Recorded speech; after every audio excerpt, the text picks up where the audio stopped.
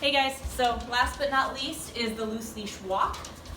There are a bunch of different parts to this and a bunch of different ways you can teach it, but we're going to focus on two things tonight.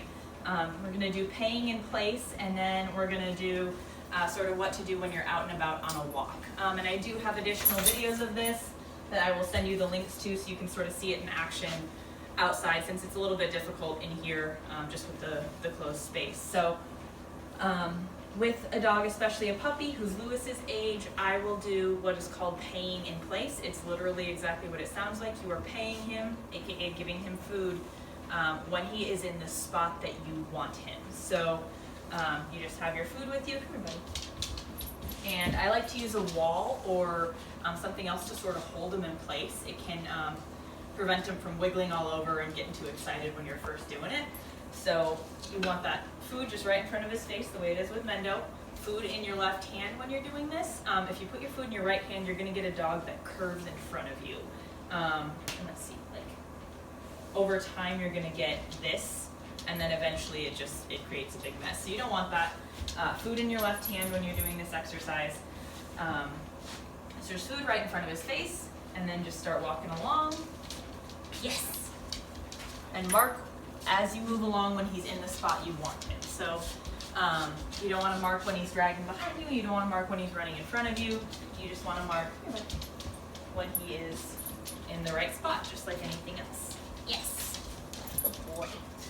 This is a little bit tough just because we have a small space here, so normally I would not be marking and rewarding at like the same spot every time. I'd be doing it in different places, but for the sake of small space, this is what it looks like. And we'll do this outside as well, since the weather's getting nice and that sort of thing, and we can practice. Yes!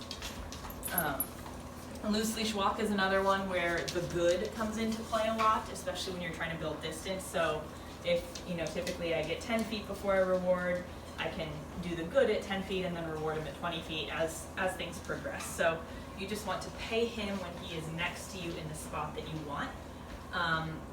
So for me, that is shoulders lined up with my leg. So my dog's head stick out a little bit further. Some people like a dog whose head is lined up with their leg. It's whatever you like best, whatever is most comfortable for you. You want to make sure that they're not too far ahead of you though, because that kind of defeats the purpose. You want them within this reasonable space of like, hey, you're in this box and you're along with me. So it's just teaching them to move when you move, and to move at your speed. Yes! So that's the paying in place part. The other part that we're going to do is sort of what to do when you're out on a walk.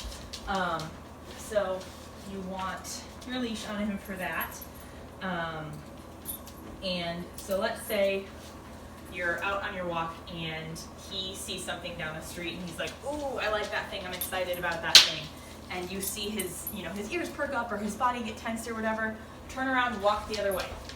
Just turn around. So, and then as you're moving down that other way, and he sees something that gets him excited there, turn around and keep going, because that change in pace and that change in movement is going to get his attention back on you. Dogs are mentally rewarded by moving towards something. So if he hits the end of his leash and is like, oh, I'm trying to get the thing, and he gets to pull into it, in his brain that's sending off really good happy chemicals, and we don't want that to be where the happy chemicals come from. So the thing about teaching a loose leash walk is when you're first working on it, your walk might not be that far. So you may not be able to walk the whole loop with him, or do a 3-mile trek. It's about the training aspect of it. Over time, as he gets it and gets better at it, you can get those distances, but especially the first couple ones, you're going to feel like, I'm not going anywhere, I just keep turning around and turning around. And sometimes it's literally you're going 2 feet and you're turning around again, and then you're going 3 feet this way and you're turning around again. But stay exciting, keep him with you. So come on buddy, good boy, good job, this way, good boy, yeah, good boy. Stay exciting, stay interesting, but you don't have to talk to him the whole time. As you're turning, or if you notice he's kind of like lollygagging, you can like, come on Lewis, let's go. But you don't have to like cheer him on the whole time. So just keep turning away from those things and then rewarding him when he is next to you doing the thing that you want. This one, there's a billion and one videos about the loose leash walk out on the internet, so you're welcome to look up or look for other things to help with it, and everybody teaches it a little bit differently.